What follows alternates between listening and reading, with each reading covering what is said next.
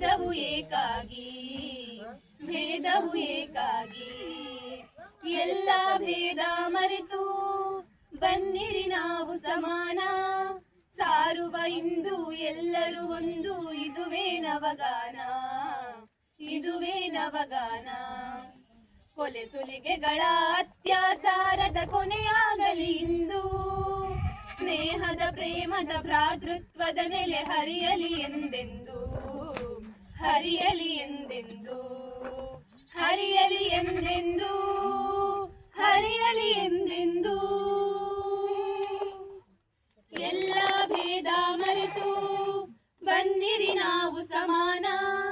ಸಾರುವ ಇಂದು ಎಲ್ಲರೂ ಒಂದು ಇದುವೇ ನವಗಾನ ಇದುವೇ ನವಗಾನ ಇದುವೇ ನವಗಾನ ಇದುವೇ ನವಗಾನ